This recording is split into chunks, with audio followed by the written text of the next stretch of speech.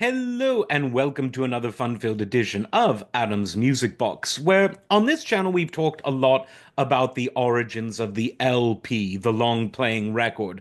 But another important invention in the world of records that came out in the late 1940s, 1949 to be specific, was the 45 RPM single, colloquially just known as a 45. Now, I suppose as a music lover, musician, music guy, I tend to talk about LPs more than singles, and I think that's generally been the trend around music aficionados and fanatics and all the rest of it.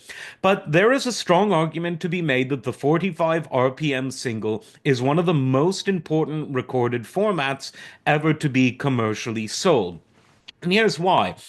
Most people throughout history think in terms of songs. Of course, in the classical world, we might think of symphonies, oratorios, operas, octets. But for most people, when it comes to music, the first thing they think of is what we call a song, which is a piece of music with lyrics, because without lyrics, it's not technically a song or a Lieder if you were in Germany. And it's the most popular style of music ever, the song.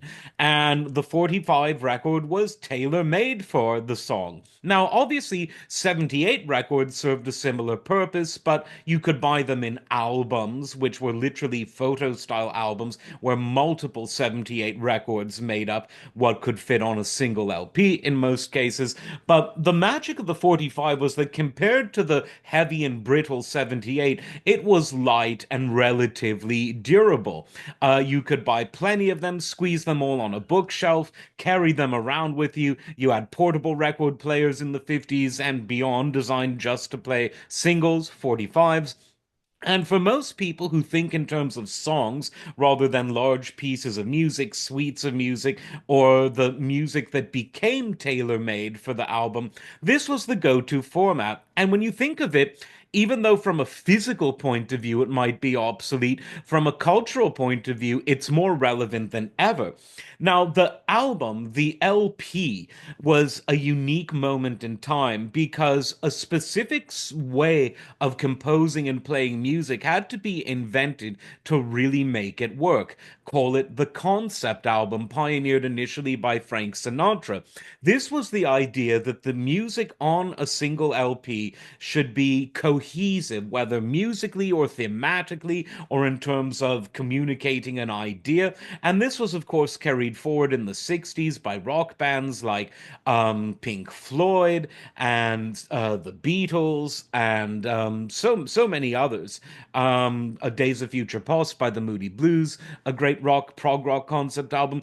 And what bands eventually realized is that if you want an album, if you want an LP to be good, to be loved, to be bought, you need to make it cohesive. You can't have filler, meaning throwaway songs that are just there to fill space.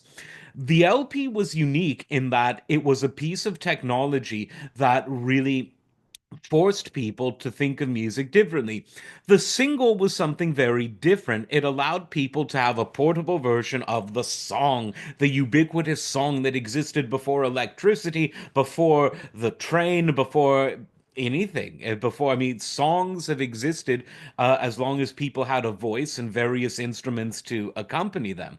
And we know that today because now that everything is consumed on streaming, more or less, that's where the vast majority of people are consuming their music, we're seeing that the lengths aren't really important. We're not constrained by a single LP or even a single CD. When that theoretically means you can have a 3 hour album on a streaming platform. But more commonly, what it means is artists are going back to saying, well, we don't need to necessarily release an album. We'll release a single, maybe an EP, but the single is really back and stronger than ever in its digital form. And it all goes back to the convenient and ubiquitous 45. They filled up jukeboxes throughout the world. They were in everyone's room. They were affordable and portable, and it all happened this week in 1949. As always, like, subscribe, and we'll see you next time. Take care.